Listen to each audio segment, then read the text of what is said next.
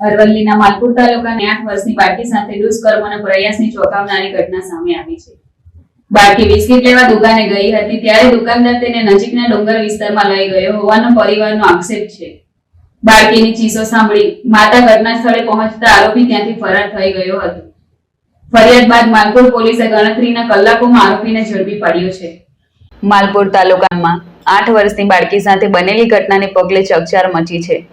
વહેલી સવારે બાળકી ઘરથી આશરે 500 મીટર દૂર આવેલી દુકાને બિસ્કિટ લેવા ગઈ હતી। પરિવારના આક્ષેપ મુજબ દુકાનદાર નાનાભાઈ રમણભાઈ ખાટ બાળકીનો હાથ પકડી તેને નજીકના ડુંગર તરફ લઈ ગયો હતો। આરોપીએ બાળકી સાથે દુષ્કર્મનો પ્રયાસ કર્યો હોવાનો પરિવાર દ્વારા આક્ષેપ કરવામાં આવ્યો છે। આ દરમિયાન બાળકી સાથે મારામારી કરી શરીર પર બચકા ભર્યાનો પણ આરોપ છે। બાળકીની બૂમાબૂમને ચીસો સાંભળતા તેની માતા ઘટના સ્થળે દોડી આવી હતી। માતાને આવતી જોઈ આરોપી અર્ધગ્ન હાલતમાં ત્યાંથી ભાગી ગયો હોવાનો ફરિયાદમાં ઉલ્લેખ છે। ઘરે પહોંચ્યા બાદ બાળકી દ્વારા સમગ્ર ઘટનાની જાણ પરિવારજનોને કરવામાં આવી હતી। ત્યારબાદ પરિવાર માલપુર પોલીસ મથકે પહોંચ્યો હતો અને ફરિયાદ નોંધાવી હતી।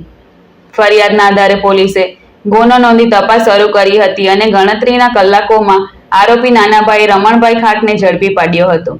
પોલીસે આરોપીને સાથે રાખી ઘટના સ્થળે સમગ્ર ઘટનાનું રિકન્સ્ટ્રક્શન પણ કર્યું છે। પરિવારના જણાવ્યા મુજબ આરોપી અગાઉ પણ આવા પ્રકારના ગુનામાં જેલમાં જઈ ચૂક્યો હોવાનું સામે આવ્યું છે।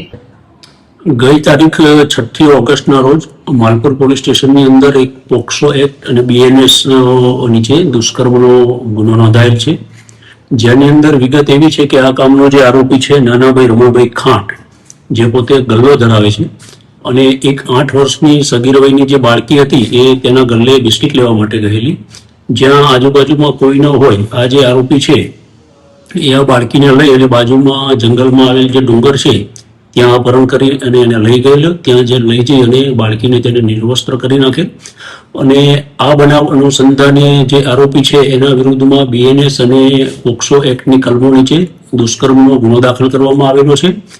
આ જે આરોપી છે એની ધરપકડ કરવામાં આવેલી છે। આ જે આરોપી છે એને આજથી 2 વર્ષ અગાઉ પણ એક અન્ય મહિલા હતી એની સાથે દુષ્કર્મ કરેલું, જે અંગે એની ધરપકડ કરવામાં આવેલી હતી।